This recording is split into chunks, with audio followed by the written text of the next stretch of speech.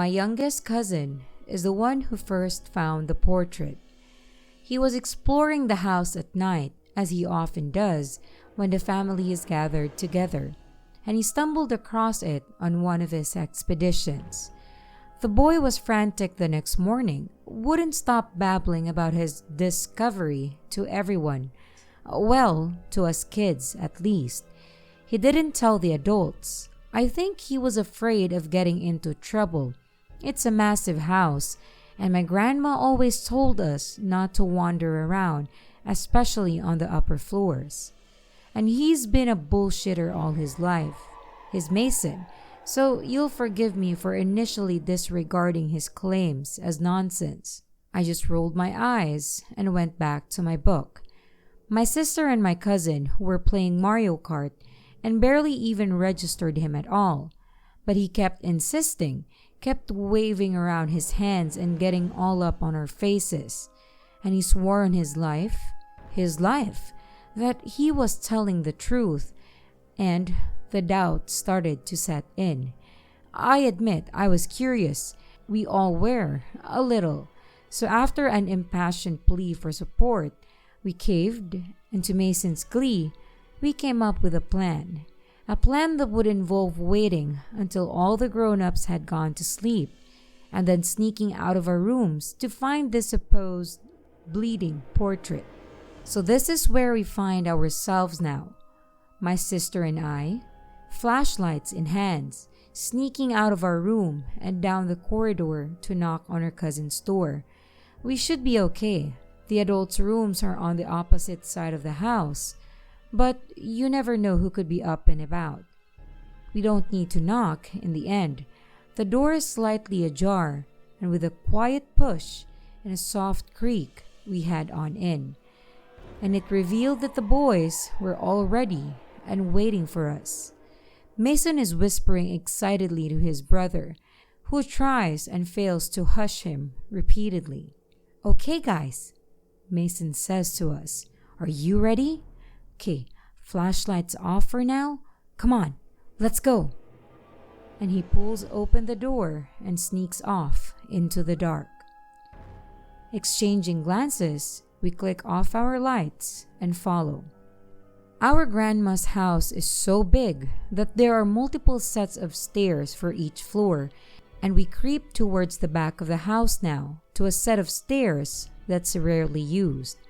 Less chance of bumping into one of our parents or aunts or uncles, and I can hear the faint sounds of snoring echo from far down the corridor.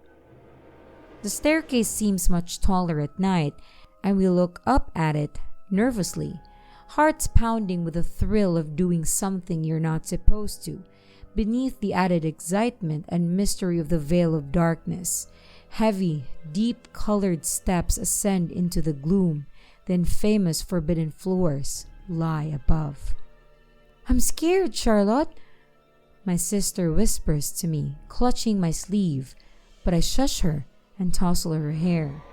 Mason tiptoes onto the lowest of the steps, and he climbs. He's done this before, supposedly, but for us, this is a venture into the unknown. Up we go, slowly, carefully, step by shaky step.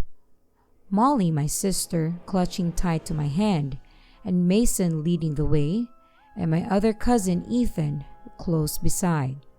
The stairs lead us into a corridor of thick shadowed and watchful furniture. Towering cupboards stand maliciously on either side as we make our way through it, and portraits of figures unknown stare down at us from the perches above. "Which one of them is the bleeding one, Mason?" I whisper. "None of these. We have to go a little further," he replies. So we pass the paintings by. There are no windows up here in this hidden section of the house, but the wind whistling beyond the walls is loud and close enough to send a second-hand shiver rippling right through me. The portraits stare down at me with warning in their eyes, and I look away. "Here, check it out," Mason whispers, and leads us abruptly to the right, into a long and narrow corridor with nothing on the walls at all. No windows, no doors, except for one, old and cracked at the very far end. "What the fuck, bro?" Ethan mutters, and I smack his arm lightly for swearing. He winces, but speaks on. "You came up to this place all by yourself? What's wrong with you?" Mason only grins. "I ain't a chicken, Ethan. That's all. Come on, this is the way." And he clicks on his flashlight as he leads us down the corridor. We do the same. The shadow that Mason cast is flickering and long and shudders up the walls, distorted by the ceilings as he walks. The door, as we approach, is a dark brown-black wood, but it's unlocked. So Mason tucks his flashlight under his arm, grabs the handle with both hands, and eases it open. We cringe in panic as a long and low creak reverberates through the walls, but we hear nothing else steer down below, only the faintest hint of wind outside, now almost imperceptible. So we head inside, one by one, into the room. The walls are black, windowless, and the room is full with wooden chairs, all stood upright but facing in a myriad of directions with no cohesion or order to their placement. Two identical dark wardrobes stand against the walls, one to my left, one to my right, facing each other, and an old gas lamp sits on a little round table in the corner besides a collection of coasters and an old matchbox. The far wall is bare, but for a single item. A lone, framed portrait right in the center, a painting of a grimacing old woman. The shadows painted across her face make her wrinkles seem greater and deeper. "This is the one," says Mason excitedly in a low voice, gently pushing aside the chairs as he makes his way across the room. Every step closer to that ghastly painting, and I feel the dread within me grow. My sister clutches to me a little tighter. "Charlotte," she whispers, but her voice sounds as if it's coming from far away. Mason halts at the base of the portrait, looking up at it, and the rest of us stand behind him a few paces back. We stare at it in contemplative, cold silence. Then Mason swivels on the spot, loudly claps his hand, and the spell is broken. We jump back in fright. "Fuck's sake, Mason," Ethan mutters, and I'm too rattled to chastise him for this at this time. I just let the fear wash over me and try to bring myself back into the moment. "Weird, right?" Mason asks, rhetorically, scratching his chin and turning back to the painting, casting his light across it. "All by itself, in this old room, and it looks kind of like Grandma, don't you think?" I chew my tongue. I study the grimacing old woman, lips pressed tight. It does look a bit like her, actually. Not identical, but similar enough for a resemblance. "Is it supposed to be her, do you think?" I asked the group. Maybe that's why she hid it away, 'cause she was embarrassed by it and didn't want anyone to see it," suggests Ethan. "I don't know," I reply. "Wouldn't she have just thrown it away if she didn't want it? Why would she bother hanging it on the wall? She didn't even lock the door." "Oh, the door was locked," replies Mason matter-of-factly, and for reasons unknown to me, a wave of goosebumps shiver across my skin. "What do you mean locked?" asks my little sister. He shrugs. "Pretty self-explanatory. I had to pick the lock. It wasn't hard. I've been practicing." "So we're not even supposed to be in here at all then?" I ask him, glancing back up to the painting. "Maybe we should go." "No, wait. Look, I haven't even shown you the bleeding yet. That's why we're here. Mason steps closer to the painting and reaches out a hand to the wall, tracing his fingers across the surface just below the painting's frame. He pulls back and shines the flashlight over his skin. I squint as the light passes my field of vision and lean closer, peering at his hand. His fingertips are marked with a sticky, dark substance like sap or tar or blood, he whispers. Ethan clicks his tongue and shakes his head. That isn't blood, you dope. It's just... It's wall residue or something. Wall residue? Mason replies. What the hell is wall residue? I sigh and look away, glancing back up to the horrible painting. I look at the old woman's eyes. The whites are visible above her irises. Her teeth, yellow and cracked, are stretched wide into a grin.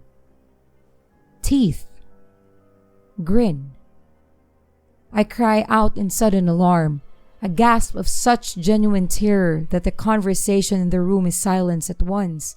Buds of sweat begin to form down my back. Guys? I whisper, struggling to get out the words. The woman in the painting, she wasn't smiling a minute ago, right?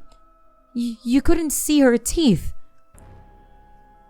No, Ethan whispers back with a croak as we stare at the portrait. No, she wasn't. Guys, I think we need to go, I stammer, retreating backwards through the room, heart pounding and pulse racing feverishly as the chairs are pushed away, scraping across the wood. The others do likewise, and we bump as the ground back up against the door. Only, it's closed now. I don't remember closing it behind us, and I can't find the handle. I scrabble for it madly, fearful to take my eyes away from the painting, but unable to locate it, and I am eventually forced to do so. And it isn't there. The handle is gone. Where is it? I hiss. Where is it? There, cries Molly, pointing up. It's up there. And looking up, sure enough, the handle can be seen. It's moved right at the very top of the door and well beyond our reach. The floor creaks. We spin back around as one to face the portrait, flashlight beams cast upon it. But the portrait is empty. The frame holds nothing but a dark and unoccupied painted scene, and for a moment there is silence. Silence that is broken by the sound of scuttling across the ceiling. I lift my beam and tilt my head to look above. The light lands on an enormous millipede with the face of a woman from the painting staring down at me. The face holds my gaze. It stretches wide into a grin, and then the nightmare moves. Fast, hundreds of quivering knife-like legs rattling and scratching their way across the ceiling and down the closest walls towards us. And I scream. We all do. Panic and chaos takes hold as we crash and clamber through the chairs, crying and shouting out for help. Ethan is slamming and kicking the door. Molly. Where is Molly? She's scrambling over to the far corner. The nightmarish abomination from the portrait slithers and scuttles over and around the chairs, eyes wide, hissing as it approaches me. Stay back! I shriek, grabbing one of the chairs and holding it out in front of me as a weapon. My hands shaking, but she's getting closer, closer, and closer. A chair thrown by Ethan flies across the room and strikes the millipede on the head. Her grin does not falter, but her eyes seem to grotesquely shift their placement in her face with the impact. The creature turns in a circle, scuttling back towards Ethan. Think! Charlotte, think! What do I do? Molly has returned to the door. Mason is holding a chair steady by its base as she balances another one on top of it, desperately trying to climb up to reach the handle. Fuck! Fuck! Ethan shouts as the millipede races towards him. He staggers back, wildly waving a chair in his hands, jabbing and slamming it against the creature's head. I do as Ethan had done. I grunt with effort as I hoist up another of the many chairs, flinging it across the room where it smashes against the monster's back. One of its eyes rolls around in its socket to face me, and it changes direction once again. I need to think, but I can't. I can't think. Molly and Mason struggle to reach the handle. A little more time. They just need a little more time. And as I stumble backwards, my hip bumps against the little table in the corner. I turn to it as the gaslight wobbles, and I grab it. Ethan! I shout. The painting! Can you bring down the portrait?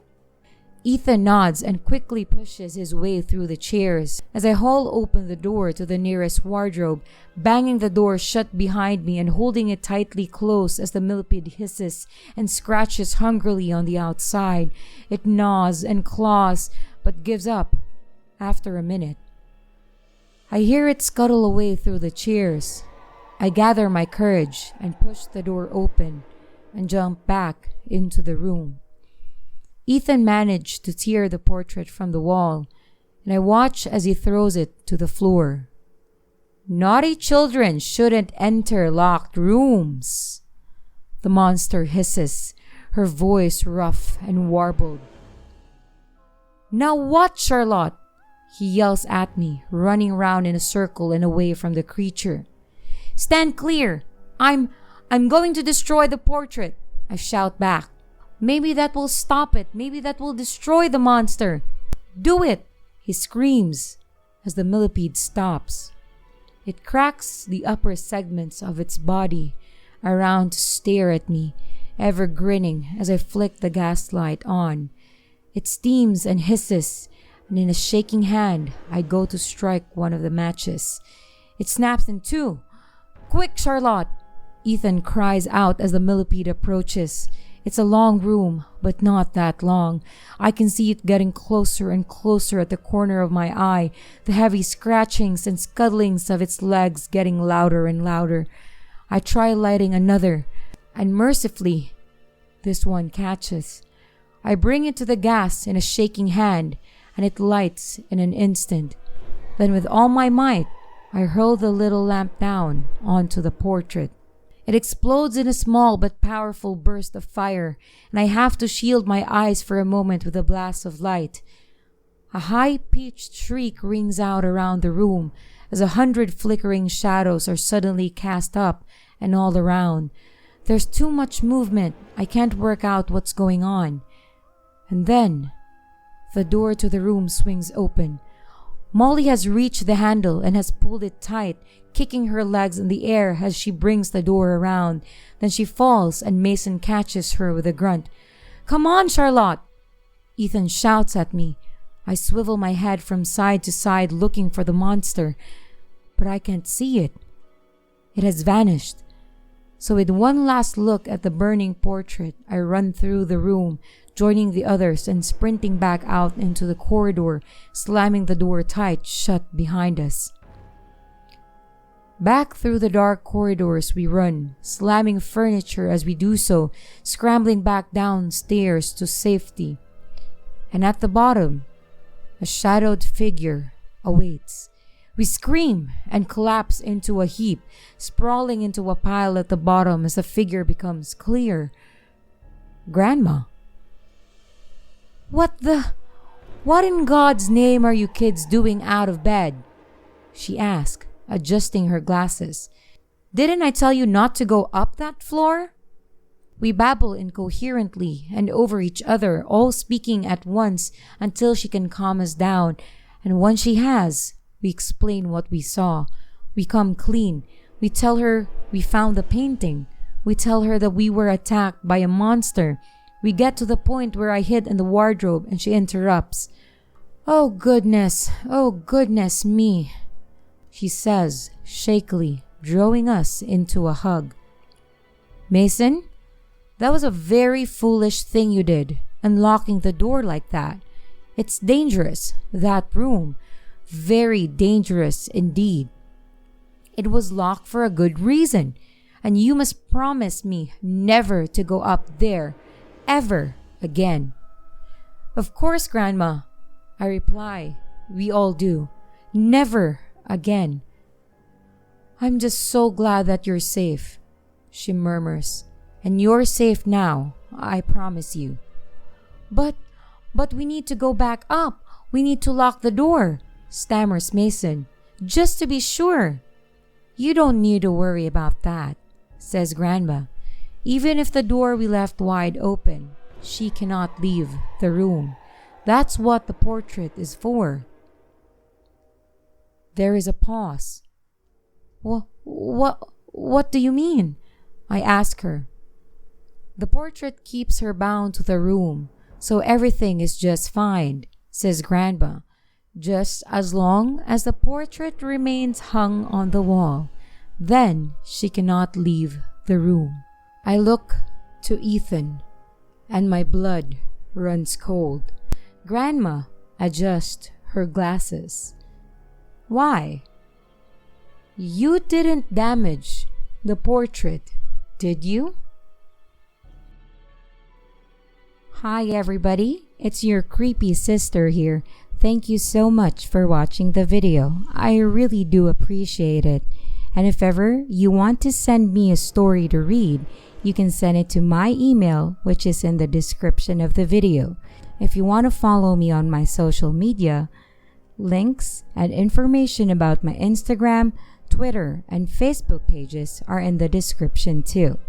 Also, don't forget to like, comment, and subscribe if you haven't already, and click on that notification bell. Again, thanks for watching.